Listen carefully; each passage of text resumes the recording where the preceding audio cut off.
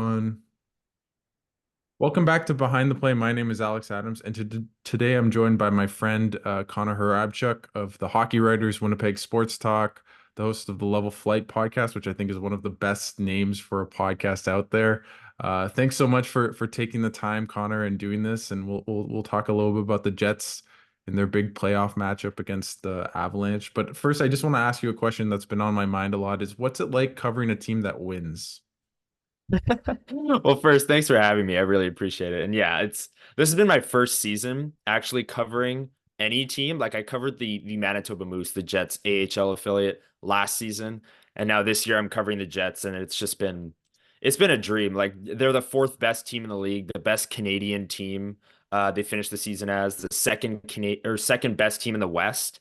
And they're gonna have home ice for the playoffs starting in a day or two here. Like it's been unbelievable. And there's been some ups and downs, but they tied their franchise record winning streak, franchise record of wins in a season. They won the Jennings for the lowest goals against. Like this season has just been so special. And for it being my first season, it's setting a really high bar for the rest of my career. What's maybe a moment just for you personally that stuck out or stood out for you? Yeah, there's so many to choose from. I will say it was pretty funny. I my dad and my little brother won this thing through a season ticket holder where they got to meet a player and they didn't Mm. know who it would be. So they were waiting outside the press room after one of these games. And I was like doing the media thing, walking to the press room, and I saw them and took a photo. Like the Jets, Jonathan Kozub, the Jets photographer, took a photo of us. It's so professional. I have it hung up in my room now. At the backdrop, like that's a really cool moment. And then since they got to meet a player, Gabriel Velarde walked out like 20 seconds later, and my little brother's eyes just like lit up. He's like, "Oh my God, it's so cool!" Like that. It was after like some random game in December too. Like I don't Mm. know. It's a Wednesday night game, random against a random team, and I was just like, you know what? Little things like that happen, and that was a really cool moment. But as for on ice stuff, like there's just too many to choose from because the Jets were so good. Yeah, exactly. And it was just an unbelievable season. Are you gonna grow a playoff beard? Is that in the cards? I don't think that's possible really, but I might try my best. It might end up being like a greasy like stubble that doesn't look good at all. But no, I think I'm gonna pass on that. Well, hopefully for Jets fans, and I guess I'm in the media, so I can't technically be a fan, but when my team's eliminated, that's when I become a fan, I guess, There you of the go. Jets, and hopefully they'll have big burly beards by the end of this playoff ride. But they need to get through the Colorado Avalanche. Just heading into this series, what what do you think are maybe the areas for that might be consequential in terms of the differences in the series from goaltending? Like, just what do you think is like the key to this matchup for the Jets?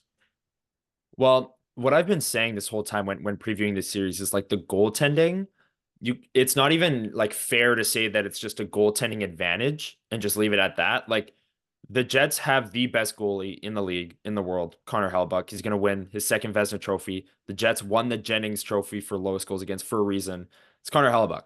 Um, and you look at the Colorado Avalanche, who have Alexander Georgiev and Annunen as their backup, who might start game one. Like, I don't know. Georgiev gave up 4 goals on 15 shots when the Jets played the Avs a week ago, less than a week ago. And then Annunen came in and gave up 3 goals on, I think, another 15 shots. Like they have really bad goaltending issues, and the Jets have that position as solved as you can of any team in the playoffs. So I think that is by far the biggest advantage that the Jets have going into the series is in net. Um, when you look at special teams, that definitely favors Colorado. When you look at high end talent, that definitely favors Colorado. But then you look at depth, you look at defensive structure, all those things favor the Jets. So I think it's truly a battle of like high end talent versus like goaltending and depth, and like high end offensive firepower versus good defensive structure. Like it's going to be such a fun series to watch because it's going to solve a lot of those questions. Like is it better to have one Mm. $13.5 million forward that wins the heart?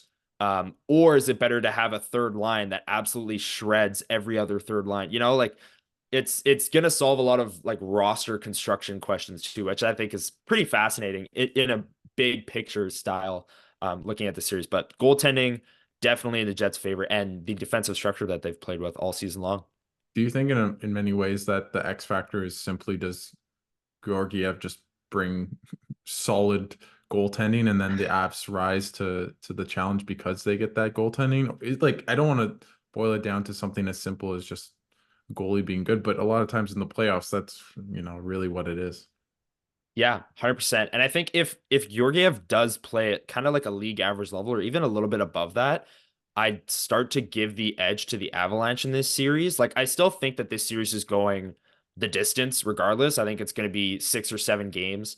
But when you look at Georgiev and like, do you have confidence that he might cough up the first 2 games of the series and then they'll have to panic down 2-0 and go to Annunen in game 3? And what if he's not great? Like, I just think that there's a lot of avenues that could happen in that sense. But yeah, that's a great question. If Georgiev plays well, and then you combine that with the high end talent that I talked about, the Hart Trophy winner most likely, and Nathan MacKinnon, I'd start to give the edge to the Avalanche in this series if they got good goaltending. But that's a big if. And hey, Nathan MacKinnon can win a series on his own, even if the goaltending isn't at that level. That's why I think that this series is going 6 or 7 for sure. Just two great teams I going at it. know following your work and being on Jets Twitter and following all the writers, the Jets defensive prowess has been a subject of a lot of opinion and the lines, especially the top six, Neil Pionk.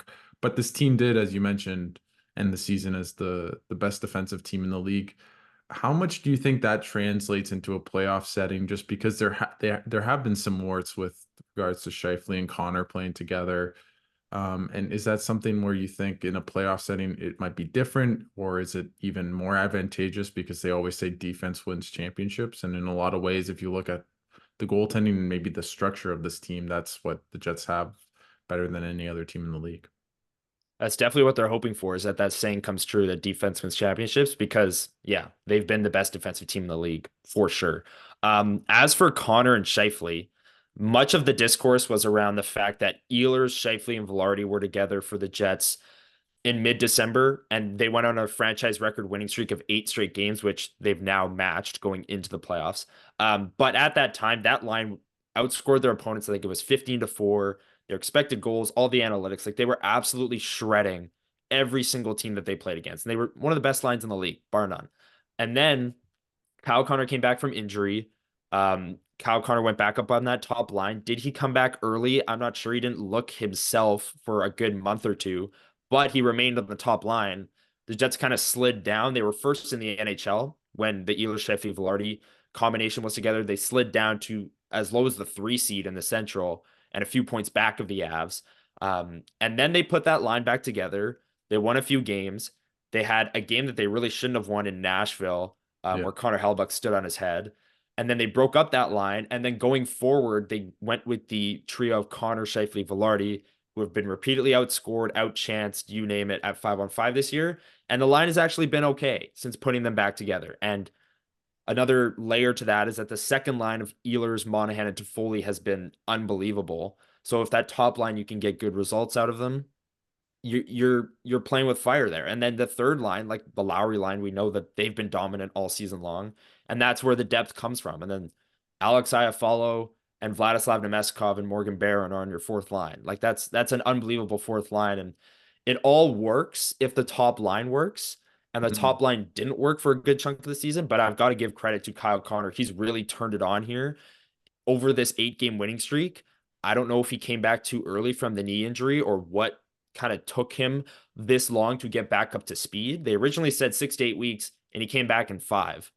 I don't know, like maybe he was healthy enough to play, playing with a brace. I don't know. But he's back now and he's scoring a lot of goals. He looks a lot more explosive. And that top line is actually breaking even in a lot of analytics. And then in goals, they're actually outscoring their opponents. They outscored the Kraken the other night. I believe it was 2-1 for I their think so. line. And then they Yeah. won the game, obviously. But when that top line clicks, the rest of the lineup just works. And then the defensive structure follows. And it's really a big question mark going into the series. Can that top line kind of hold their own against the likes of a Nathan MacKinnon and Mikko Rantanen? But when you talk about that, is that maybe the biggest reason why home ice advantage really helps them in this case is because they can match up the Lowry line, which if you look at most analytics are one of the two or three best lines defensively in the league against the firepower of Nathan McKinnon and Mikko Rantanen. Is that where it might even the edge might be just in terms of the lineups, and then when they go to Colorado, that's where it becomes a bit more dicey? I think 100%. That's why I think home ice advantage was so important. That's why on Winnipeg Sports Talk or whatever shows we were talking about it leading up, like, hey, they need home ice for that very reason. Adam Lowry should be on Selke Trophy ballots. Like he's been so unbelievable in his own zone this year. And that line has been, you mentioned the analytics, they're one of the best defensive lines in the league. They're a true third line, shutdown line. Rick Bowness loves to hard match that line against the other team's best, and they've won their minutes against the other team's best this year as a third line. It's truly crazy to think about how well Nino Niederreiter has meshed with Adam Lowry and Mason Appleton on that line. It's been incredible. But that line going up against Nathan McKinnon is the number one reason why home ice advantage is important for the Jets. When they get to Colorado and the Scheifele line ices the puck and you see McKinnon hop over the boards, like that's the advantage that the Avalanche will have in that scenario. Or just when the Scheifele line is out there, they can put McKinnon and Makar out there and try and reinstall those analytics that were so poor earlier in the season in that line. But in the Jets 7-0 win over the Avs, the top line looked okay. Like they didn't get completely shelled. The 3-0 win over Dallas, the top line didn't get completely shelled. So there's been positive steps in that regard. But I think having home ice, having Adam Lowry basically follow Nathan McKinnon out there on the ice every time that 29 hops over the boards is going to be a huge advantage for the Jets. And they match up well, that line against McKinnon in a shutdown role. I'd be remiss if I didn't talk about the Jets decor and really the matchup Mhm. against the Avs, because if you look on paper, you'd probably say, well, the Avs are way better. Their defense is way better in many ways. Obviously, you have the two-pronged, with Makar and Taves, and then obviously they added Sean Walker. And you look at the Jets, and Morrissey's been unbelievable, but outside of that, you don't see a lot of high-end talent. Just what do you think? Maybe what are the pairings, the D pairings going into game one in your mind? What should they be, and maybe what do you think Rick Bowness will do? Well, I think the underrated part of the decor comes, and you're a Sens guy, you'll understand it. Dylan DeMello has been in a top line role for 3 years, and he's killed it. Like him and Josh Morrissey have shredded their minutes in a top line role. He is in a lot of ways the perfect partner for Josh Morrissey. Morrissey does this thing where he just roams, and Yeah, he's unbelievable when he does that. He just picks off passes and just goes, and it's like just let him do his thing basically. And DeMello is the stay at home guy that'll cover up if the puck bounces one way or the other, and he'll make the smart defensive plays. He's been so good over his contract. He's a pending UFA. We'll see what I happens, know. but they've gotten so much value on that trading contract. It's been unbelievable. As for the rest of the decor, Brendan Dillon and Neil Pionk, they've kind of split their minutes, maybe slightly below in the analytics this year, and the goals I think are kind of even as well. So they're break even. They're kind of used as a shutdown pairing. I think Brendan Dillon also is having an amazing season at 33 years old. I think he's also a pending UFA, so he might price himself out in free agency because he's playing so well. He'll be a coveted left shot veteran, physical defenseman. He's been great this year. And then the third pairing, Logan Stanley, Yeah. 2016 first round pick, has kind of just come out of nowhere over these last 10, 15 games here. No one expected him to be in the lineup. The Jets have had really no injuries to their back end. I think actually zero games lost of their seven defensemen, um, which is remarkable. But Logan Stanley has been great over these last 10 games, and he really struggled the past couple of years. And as a first round pick, you were like, oh, well, maybe this guy's a bust. Maybe, he's not going to find it at the NHL level. And I think he's 24, 25 I think and he's kind of 20.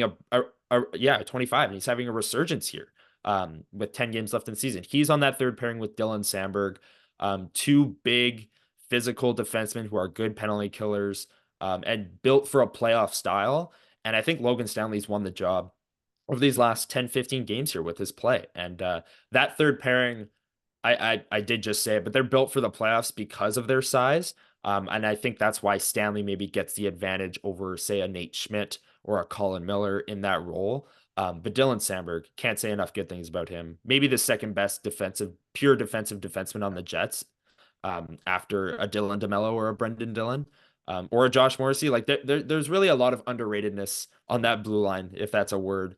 But yeah, I like the way that they're. You asked me also what it should be. I do think it should be that, given how well Logan Stanley has played down the stretch here. I guess with that, my question would be just it. How much of their defensive ability has been also just the structure more than the players themselves? Like you talk about the sum of the parts rather than the individuals. And do you still think that in a playoff setting with Nathan McKinnon coming at you, last year you looked at how the Jets fell off. They had a bit of those struggles before this 8-game winning streak. They were on a 6-game losing streak. How much do you read into the last 8 games of the season and that game against Colorado as something that you see transferable into the playoffs compared to maybe just the way the season ended and nothing more than that? Yeah, that's a great question. I mean, Rick Bowness has said many times, basically every time you ask him about that 7-0 win over the Avalanche, he goes, "Well, that wasn't their A game. We're not going to see that team in the playoffs." Like he basically is like writing it off, like it didn't happen because we know the Avalanche are going to be much better than that, and they will. Um, but when you go into Colorado with basically home ice advantage on the line and beat a team 7-0, like that's not nothing. And I think it's a sign of how well this team is playing right now.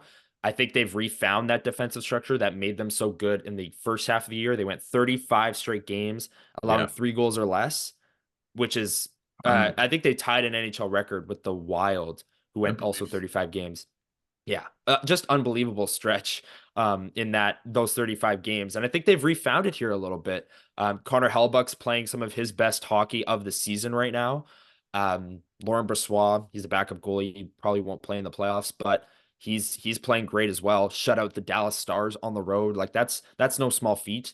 And I think this defensive core has bought into the Rick Bowness style. Rick Bowness even admitted a little bit that maybe they were fatigued over the course of the season. It's a hard way to play, things of that nature. And I think maybe they found it here, lightning in a bottle, if you want to say, Hmm. down the stretch. And yeah, they've tied their franchise record winning streak heading into the playoffs. It's remarkable, and I think they've refound that game. And if they can carry it into maybe game one and even game two of the playoffs and take a 2-0 series lead on the Avalanche quickly here and jump on them quick, they could really carry this momentum through the playoffs, and it could be turn into something really special. With obviously Connor Hellebuck's been with the team for a long time. They had their run in 2018, had a little blip in 2021 where they made it to the second round, but he hasn't really in the playoffs been that Connor Hellebuck who's won the Vezina trophy and translated it specifically into the playoffs. Not that he's been awful or anything like that, but it hasn't been that same Connor Hellebuck. How much do you believe in that this year might be, this year will be the year for Connor Hellebuck in terms of his playoff mastery? Yeah, it's a great question as well because Hellebuck, that's a talking point around here is like his playoff numbers do dip a little bit in terms of the analytics. They do dip a tiny bit. But then Murat Atesh of The Athletic was on Winnipeg Sports Talk the other day, and he brought up a great point, basically saying you go back and watch the Vegas series where the Jets lost in 5 games last year, and like the goals are just like wide open cross seam backdoors. Like Connor Hellebuck's not, he's never saved those. He's not saving those. He's not Marc-Andre Fleury. He's not diving over and making these miraculous saves. He's a guy that thrives off of, I'm not saying he's a system goalie by any means, but he's big and boring. He's always in the right spot. And when a team in front of him is playing with as good of a structure as the Jets have, that's the combination that you've seen. So I think this year will be different for Connor Hellebuyck because this is the best defensive lineup he's ever played with. He's playing in the prime of his career. He's coming off arguably his best season. I think this season was better than his first Vezina season, Mhm. in a lot of ways. And with that structure carrying into the playoffs, I think this will be different for Connor Hellebuyck, who's just always in the right spot. You watch, it's so funny. You watch like his highlight reel. He'll get a shutout, and the NHL will post like Connor Hellebuyck earned his fourth shutout. Here's his best saves of the night, and it's like a point shot, and he just swallows it up. And it's like, well, that's just what he does. Like he doesn't make highlight reel saves. He just is in the right spot, and the puck just hits him, and he doesn't give up rebounds much at all. And when you have the defensive structure in front of it, it's money, and it's why the Jets are one of the best teams in the West. When you talk about that structure, that's been Bonus is special when he comes to a team. He implements that defensive structure, but Mhm. some of maybe the knock against him has been his effectiveness in playoff series to make adjustments. Jared Bednar is very known for that as well. Just what do you think about maybe the coaching matchup in this series, and could that be potentially a determining factor in the outcome? Yeah, I think it could be. And I don't know, Rick Bonus is such an interesting study because on one hand, I think he should be up for the Jack Adams. Like what he's done with this team, the defensive structure he's implemented, the fact that they're the best Canadian team, fourth in the NHL. No one really expected that at the start of the year. He should be up for the Jack Adams. Like on paper, you look at it, yes. But then over the course of the season, you look back at some of the in-game lineup decisions he made, the constant benchings of Cole Perfetti and Nikolai Ehlers that are real head scratchers. And you look at his reluctancy at times to put that Ehlers Scheifele Velarde line back together. Consistently going back to Connor and Scheifele when Connor clearly, like I said, wasn't himself coming back from that injury. And it's just some head scratching decisions. So it's really interesting in that sense. In a playoff series, I'd still take the defensive structure that he's implemented over the possibility that he makes a poor in-game decision. I that's really interesting though in a playoff series because if it's tied 3-3 in game one and he benches Nikolai Ehlers for the last 10 minutes, like that's going to be detrimental to the Jets winning that game for the final 10 minutes, right? So it's going to be really interesting because yeah, Bednar's won a Stanley Cup. He's one of the best coaches in the league. So is Rick Bonus. I'm not taking anything away from what he's done this season. Like I said, I think he should win the Jack Adams or be up for it, be top three at the absolute minimum. But those in-game decisions that are sometimes head scratchers are going to be interesting to watch over the course of a 7-game series. My question is, let's say it's game three, the Jets are down 2-0 early in the first period. They're down 2-0 in the series, and Connor, Scheifele, Velarde are still being hemmed in. Neil Pionk's having a bad series. Do you have the trust that he'll change from his, what's got him to this place, or do you think he's going to be stuck in his ways in a lot of ways that have been successful but also might be detrimental? Totally. Yeah. I think there comes a point where he does make changes and it ends up being for the better. Like he makes good changes. Like at the end of this Jets, the 6-game losing streak you brought up, which then sprung the 8-game winning streak, he put back together that line that everyone wanted of Ehlers, Scheifele, and Velarde. They won the first 3 games. Cole Perfetti was back in the top 6 because Tyler Toffoli was sick. It was just a coincidence. Mhm. And he played great. So he did make those decisions after a 6-game losing streak. I think the leash will be a lot shorter in a playoff series. Obviously, you can't lose 6 straight games in the playoffs, Yeah. but I think if they went down 2-0, going into game 3 in Colorado, I think you'd see some changes. Because he does have a leash. He has a point where enough is enough. Like we've got to change something, is what he kept saying after the 6-game losing streak. He's like, well, I wanted to, like, I didn't want to, but we have to change something, right? Because we lost 6 straight games. So I think that they will reach that point. And if they go down 2-0 in Winnipeg, heading to Colorado, yeah, you could definitely see some changes. I don't think that happens. Um, it's more the in-game decisions that I worry about in a sense, Mhm. but yeah, I think he does have a limit where he is stuck in his ways, but he has a limit where he will make changes when things aren't going well. How much credit does Kevin Shovel Day off just have for turning this around? And Oh, I was on the train of flipping Hellebuck and Scheifele and mhm. rebuilding. And I mean, I've seen a rebuild for 7 years here in Ottawa, and it's not fun, but I thought just the course and trajectory of this team was in that fashion where it didn't make sense. They couldn't be cup contenders in the near term. And now you look at this team and you look at the young players like Brad Lambert, Chibrikov as well. Obviously, Rutger McGroarty coming up, Colby Barlow. Like they look set to be good, competitive for a long time. Just what does that say about Kevin Shovel Day off as a GM in this league? I'm not sure what's the GM of the Year award called Oh, because I I'm not I sure what don't it's have it off the called. top of my. It should be like the Lou Lamoriello Award or something like that, but I don't know it off the top of my head. But I brought up Rick Bowness for the Jack Adams. Kevin Sheldo should be up there for the GM of the Year award. Absolutely. Everyone, I was on the train as well. I didn't think Hellebuck and Scheifele would want to re-sign here. This team had been a bubble team for the last 5 seasons. They'd maybe make the playoffs, but then be an easy out. I thought those guys would be, all right, I've had enough. I'm out of here. Hellebuck, I'm going to New Jersey and I'm going to go compete for a cup with them or whatever. But no, he got them to re-sign, matching extensions on Thanksgiving Day. I'll never forget. I was about to walk into my own like rec hockey game that meant absolutely nothing, and I opened my phone and these two. That was maybe a moment. You asked me off the top, a moment that might be it. I was covering the team for my first time, and I missed like the biggest news drop of the decade. They re-signed, but anyways, um, re-signing those two guys at the same time, bringing back or flipping Pierre-Luc Dubois for Gabriel Velarde, who's having a fantastic season. Alex Iafallo has played a lot of top six minutes, good in a bottom six role, got a second round pick and Rasmus Kapari in that deal as well. Traded for Sean Monahan, traded for Tyler Toffoli, both good value trades that are working out in spades for Kevin Cheveldayoff. He's been he has really turned it around. He was like kind of the villain in this market. A lot of people wanted him gone, especially after last year when the Jets were an easy out to Vegas and they had that massive second half collapse. Um, and then you look at the transformation of this team, and ever since that moment, he has hit every single move out of the park. Even signing Nino Niederreiter to a 3-year extension for 4 million, which is great value, great depth to have on your third line, shutdown line. He's having an incredible run here.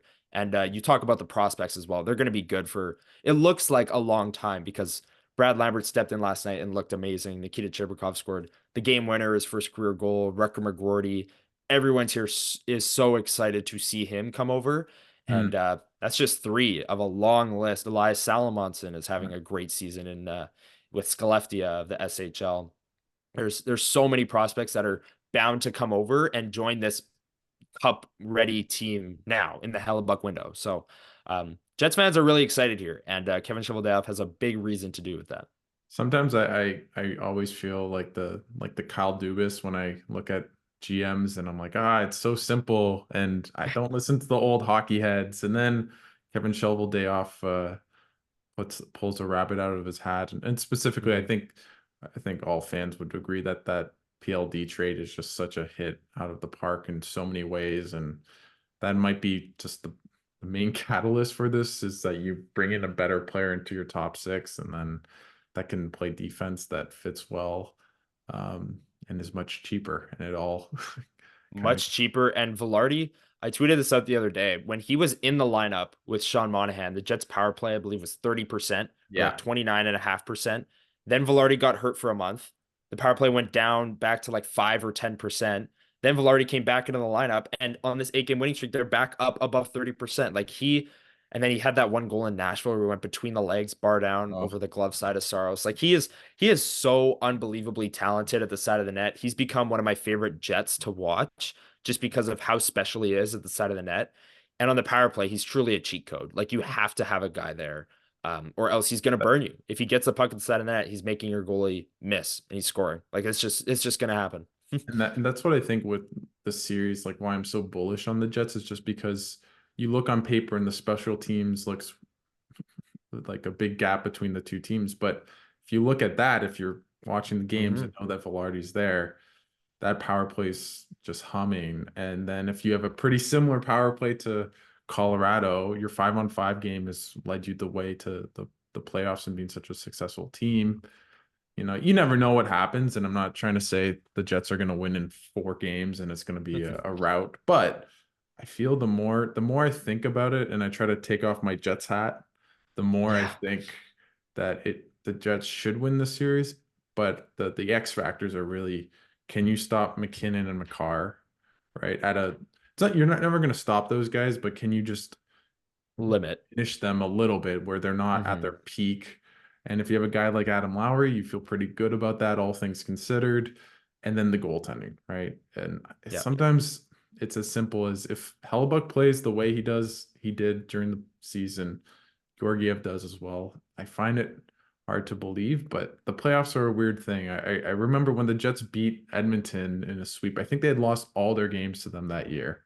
I could be mistaken, but they lost a lot of games to them and then flipped the switch and the Jets went 3-0 with Colorado, and you never know, it's the playoffs. But when you like, I know we've talked about this for, half an hour or so.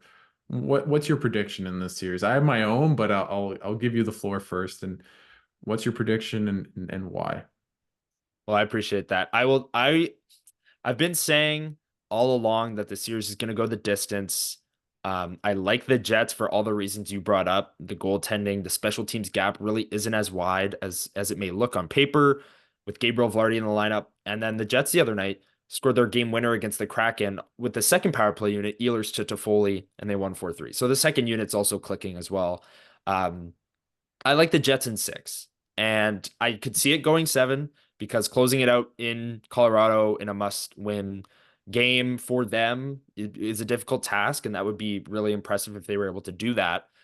So I could see Jets in seven, but I do like the Jets regardless in this series. And I don't know. I think they jump out to a 2-0 series lead. And then from there, that's when it's like series on because I think home ice advantage, the Jets are absolutely rolling right now.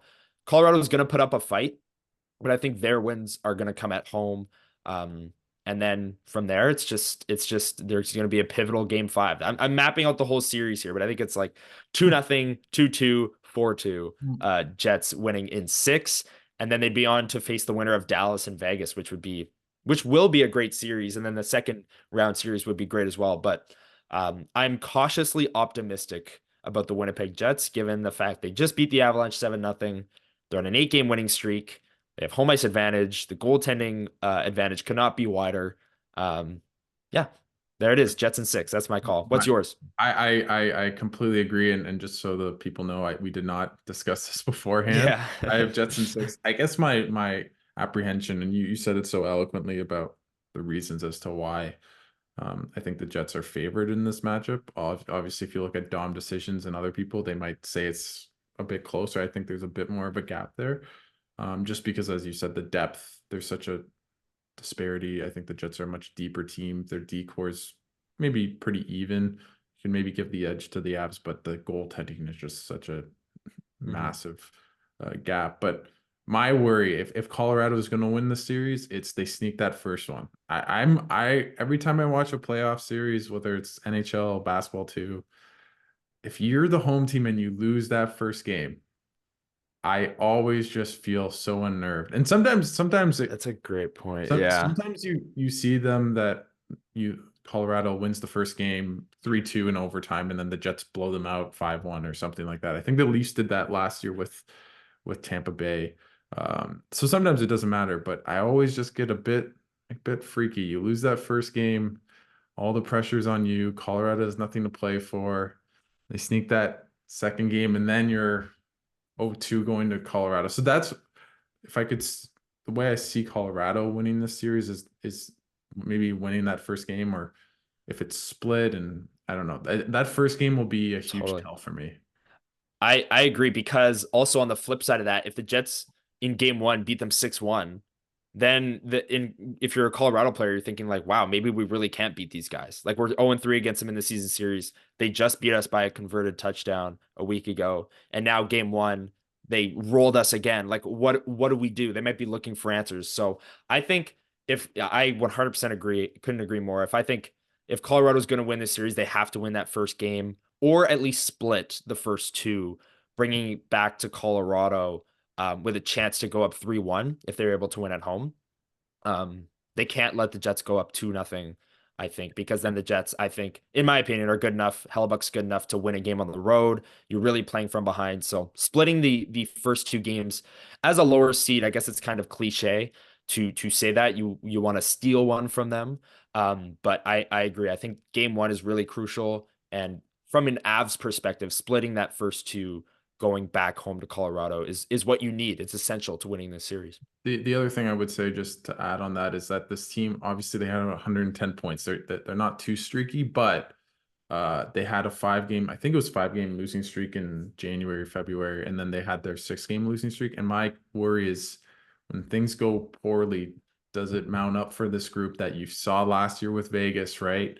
Mhm. But then when things are good, they're rolling, right? So a part of me almost feels as though it could be 5 games for either team, or they just things go the right way and it's the playoffs and you never know. But obviously, I think if you had to bet, it's going to be a 7 game series. But that's where I get just a bit curious with both these teams because they have had these little dips where they've haven't been able Yeah. to play that consistent style of hockey to not lose 3, 4, 5 games in a row, and that's what I think will be quite interesting.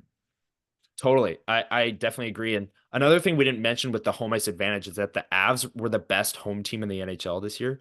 They were 39-1, was their record, I believe. And then on the road, I think it was 19, 16, and 6. So they were like mediocre on the road, below 500 if you're taking overtime losses into account. And then at home, they were the best team in the league. And Nathan McKinnon had that super long home point streak. So just to add to what we both previously said about the Avs needing to split the first 2 games here or win a pivotal game 5 or something. They need to win a game in Winnipeg because their best chances to win are at home. They're the best home team in the league. They'll have McKinnon out there against whoever they want. And I think that's their key to victory, but that's What an even bigger reason why home ice advantage was so crucial for the Jets. what do you think of maybe the theory that home ice isn't always the best for the Jets with the fans and it's rocking? Because if you look, if you, and I'm saying this as a fan myself, because if you look back to if you take out 2021, which wasn't with any real fans, in 2019, they lost in 6 games, didn't win a home game. Last year, they lost to Vegas. They didn't win a home game. Am I missing some? And then in 2018 as well, that when they beat Nashville, they won those games 5 and 7. They only won one game at home. Mhm. So I'm not trying to, I think they have just like the best fans in the league, but I wonder if that adds some pressure, right? It gets so quiet when the other team scores a goal. There's something about that arena that I love it when it's rocking, but when it goes bad, it almost adds to it a bit like with the Leafs, except the Leafs have very fair weather fans. But not to take too much of a shout out their rich snobby fans, but I will. But yeah, Fair enough. Yeah, there you go. yeah. No, but that's a great point. Like that's another talking point here in Winnipeg. That's like the Jets haven't had great success with the whiteout. Like what are we gonna do there? I think the atmosphere is so awesome. Like I think it's the best atmosphere in the NHL or one of. It's up there for sure. One of the best atmospheres in pro sports is the Winnipeg whiteout. You got people outside, but it absolutely adds pressure. Like you said, if Avs go up 1-0 in game 1, that building's going to be dead silent after being rocking for the first 10 minutes of the game, right? Like it's it does add a lot of pressure. I think the first goal in every home game for the Jets is crucial. Get the crowd into it. Maybe a big hit, maybe a fight. Maybe that's why Logan Stanley's in the lineup. Mhm. But getting that crowd into it, feeding off of it, and yeah, it definitely adds pressure though, 100%. Because yeah, if the Avs go up 2-0, that you could that game last year was a perfect example. Game 3 against Vegas. Vegas goes up 4-1 in the first 2 periods, and the building is just dead silent. No, you could hear a pin drop in Canada Life Center. Um, and then they come out in the third period. Nino Niederreiter scores to make Yep. it 4-2 in the first 5 minutes. The crowd starts to build. Shifley scores with about 6 minutes left. Now it's a 1 goal game. The crowd is going nuts. Adam Lowry ties it with 30 seconds left, and the place just explodes. And that's like feeding off of it, using it in a good way. To come back in a game was so cool. And then it went into double overtime, and they lost off of a pretty fluky bounce. And But yeah. I think it does add pressure. But do I think it'll have necessarily an impact on this series? No, because Mhm. I think this team is a veteran group and they'll know how to use it to their advantage and feed off of it. And if they go down 1-0 or 2-0 in game 1, they have other ways that they can get the crowd into it with big hits, big fights. They're a physical team. Adam Lowry can go punch someone in the face and the crowd will be into it, right? So I think they'll be able to use it to their advantage more than maybe a 2017-18 group would have as a younger team, um, or maybe a more inexperienced team, if that makes sense. Yeah. But yeah, I'm super pumped to just be there, be in that atmosphere. It's gonna be crazy. I do have to ask because my buddy Ian Mendez and wrote a piece about attendance, and obviously that's been A Right. story in Winnipeg, Mark Chipman has been talking about as well. Just they have been having sellouts of late, but what do you make of maybe the conundrum or the dialogue around Jets attendance and the viability of the franchise and all those things that Winnipeggers hate to hear, but hear quite often? It's definitely a trigger for Winnipeggers because again, they've lost a team once. Um, I wasn't around when they lost the first team, but I will say that um, I think this time it's a little bit overblown. Like, yes, it's a story for sure. Like it was something that should be reported on. Gary Bettman came to town and basically reassured everyone, "Hey, you got nothing to worry about." And the reasons he laid out were the reasons I laid out originally, which is the differences between the Jets losing their team the first time and the 2.0 version of the team. The owners own the arena here. Mark Chipman owns Canada Life Center. That wasn't the case with 1.0. True North Sports and Entertainment has invested millions upon millions into the downtown area. For them to move their number one asset out of the city makes really no sense. And since Gary Bettman came back, the Jets have, I think, sold out like all but 2 games. They ended up with 10 sellouts on the season. Obviously, they're going to sell out their playoff games. Um, and yeah, I think the attendance was a concern because the team was like first in the NHL and they were still getting like 12,000 people, which is 80% capacity. And you're thinking, okay, smallest arena in the league, you're the best team and you're Smallest. not selling out. You're not even coming close to selling out, right? So that was the concern. That's why the stories were written. And it was definitely a story. But I think going forward, it won't be as much of a story if that makes sense. And I think the attendance improved drastically. It definitely did. I don't think so. It did when Gary Bettman came to town and basically said, "You guys are good. We just need more businesses to step up." And maybe they did. Maybe that's what changed. Do you think some of it was just because of the offseason, even with the Hellebuck and Scheifele extensions, it still felt like I felt it as a fan that here we go again, another decent but not With the great same team. core, yeah, And I always believe I say this. I think I'm stealing this from Bill Simmons, so forgive me, but the way you sell in a product, especially the NHL, is with hope. And it didn't feel like there was a lot of hope. It just felt they're muddied, right? And 100%. the Yeah, team I liken them to is maybe a bit like the Islanders, a bit different, but they're good, but they're never gonna win the cup, right? Sorry, right. Patrick Waugh, right? But so I wonder if now there definitely feels that hope with fans that there wasn't before, and I think moving forward, like I think Winnipeg could go through a rebuild.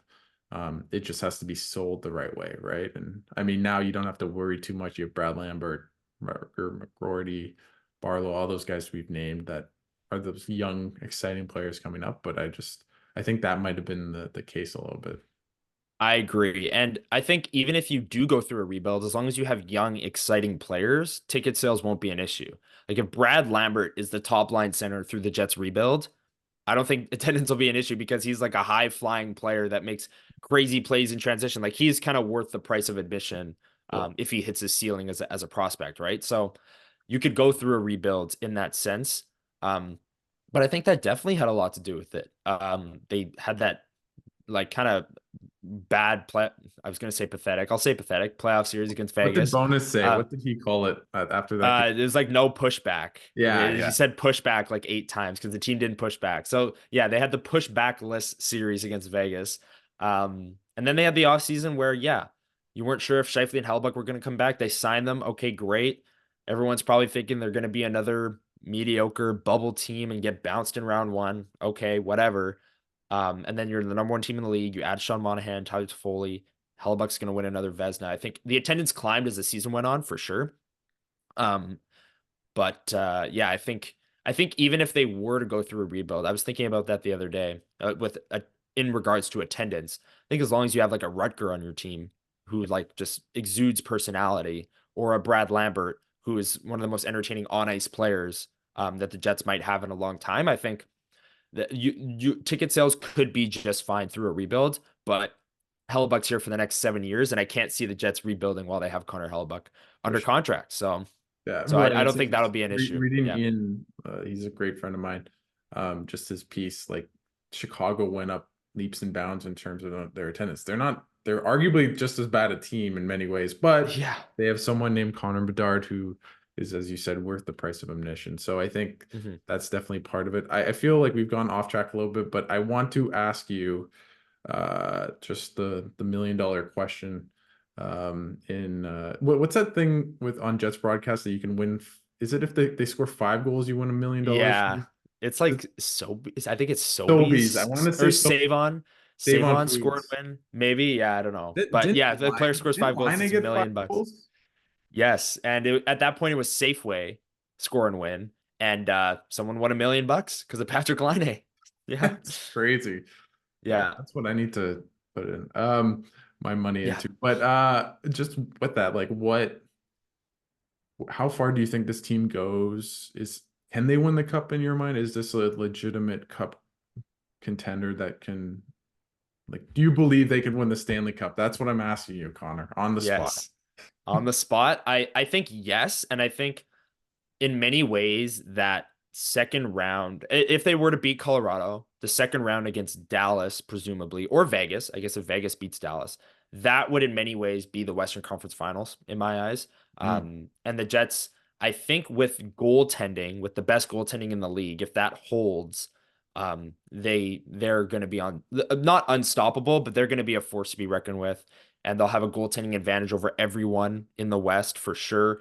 Maybe if they meet Vancouver, it'll be a little bit more even in the Western Conference Finals. But you saw how far Florida could go last year as an 8 seed when they got good goaltending in the playoffs because Bobrovsky just like just leaned up in his chair for 2 weeks and it was unbelievable.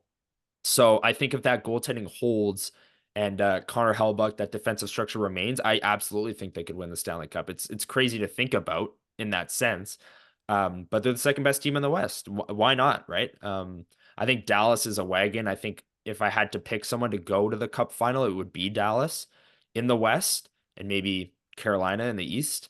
Um, but I think the Jets, if they were to beat Dallas, if they gave them a fight, if they took it to a game 7, won on a fluky overtime winner or something, I could see them going to the Cup final, and then in the East beating whoever's there. And at that point in the Stanley Cup Finals too, I feel like that's just kind of a battle of who's the healthiest and who's the least fatigued.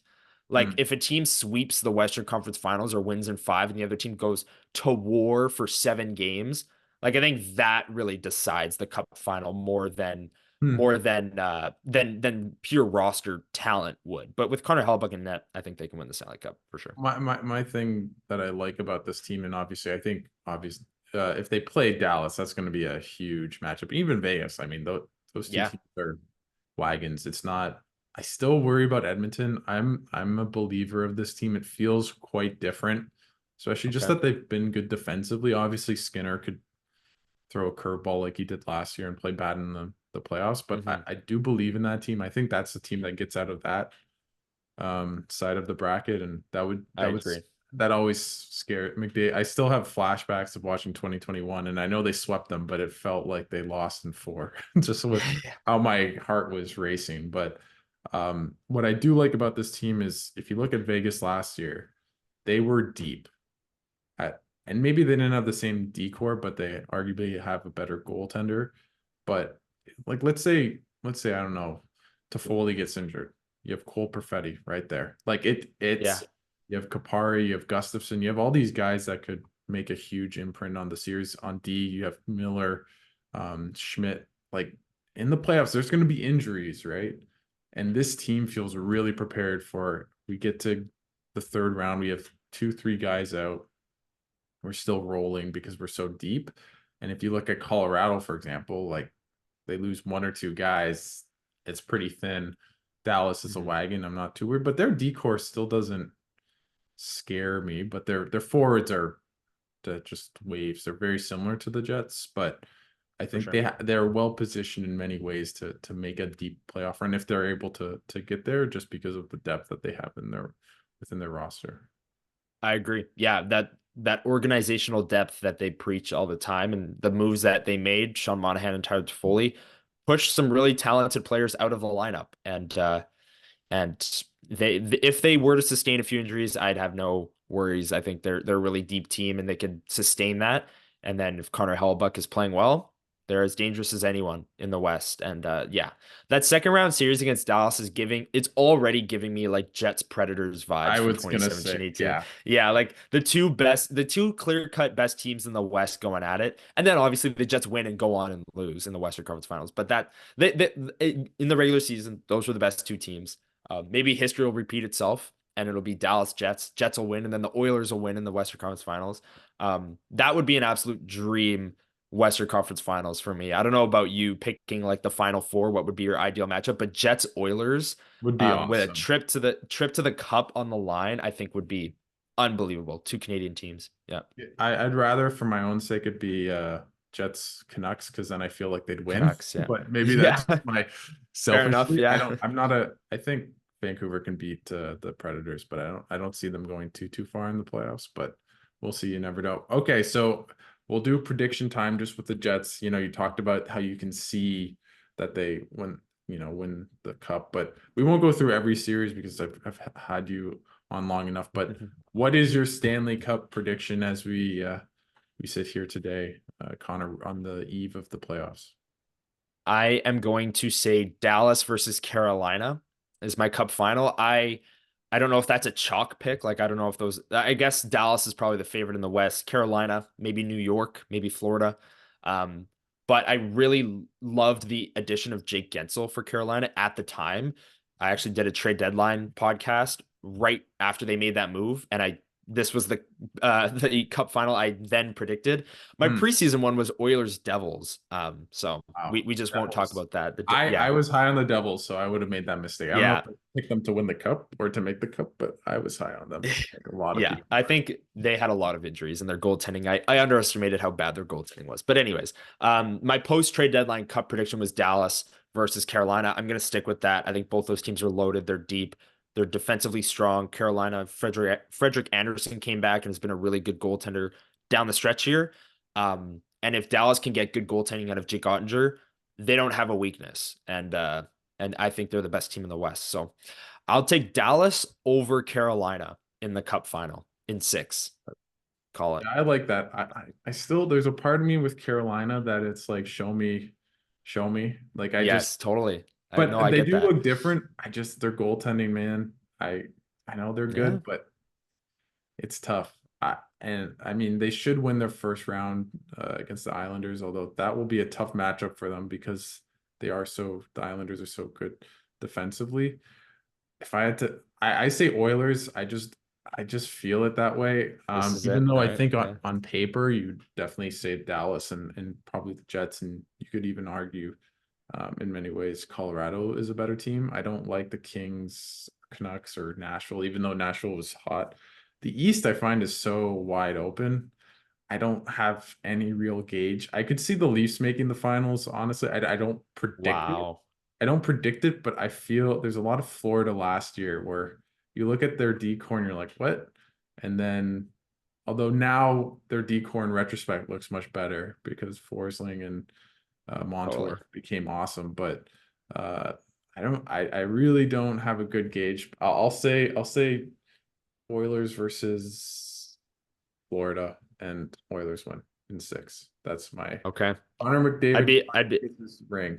He needs I'd one. be up for that. Yeah. I do want to see Connor McDavid win a championship. Like that would just be he has to win one. I don't want to live through the Connor McDavid era and never see him win a cup or play in the cup finals in that like I think that has to happen at some point.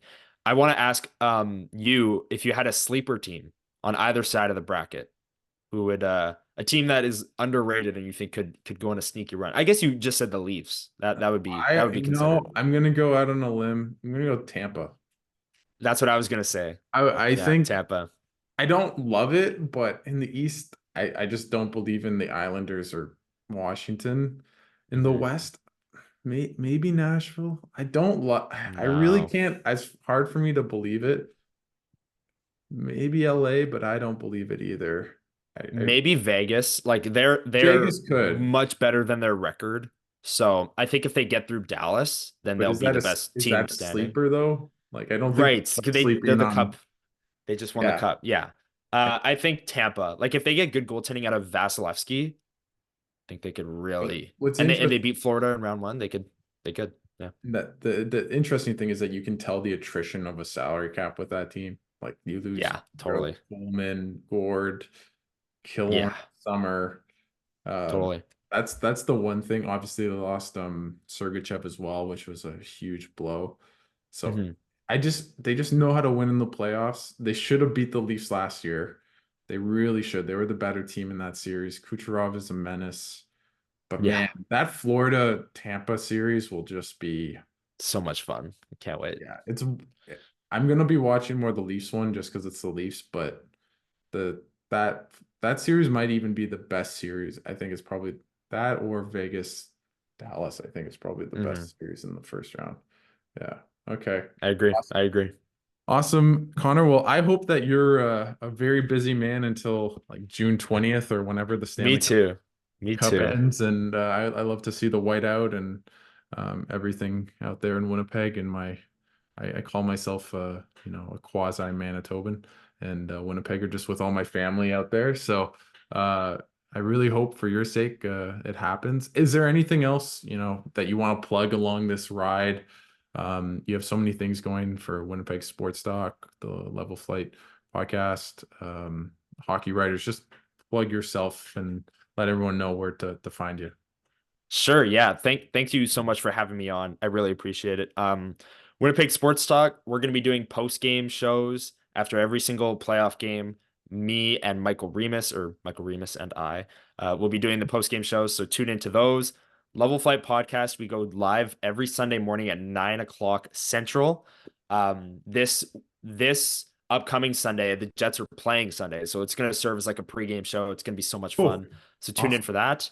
Yeah, that'll be great. And then on the writing side of things, the hockey writers, I'm going to have a ton of gamers on the Jets Av series. I'm going to have a huge preview out hopefully early tomorrow morning on the series, what to watch for, which teams have the advantage. And yeah, that's all the work I'm going to be doing over the playoffs among a million other things. But like you said, I hope I'm very busy till the end of June. Well, maybe by the end of June, you'll have a little bit of beard. You'll feel Yeah, grizzled. You'll be exactly. a Yeah. veteran. You'll be wrapping up your rookie season, and Rookie season. you're Yeah. getting used to the 100 games that every Jets A play. grind. It's a grind. It It's a is. grind, man. It's funny. Like just I'm sure you know this. Just talking to some of the younger players in the NHL, like with the Sens, and talking to like Ridley Gregg, or JBD, and they're like, man, 82 is different. Like it just. Yeah. And Yeah. for you, I don't know what I'd be doing if I had another 10 to 20 games left. I'd be absolutely gassed, but it'll be a lot of fun. And Second wind. everyone check out your stuff. And thanks so much, Connor, for taking the time and doing this. And as a fan, go Jets. Yeah. Thanks for having me. Appreciate it.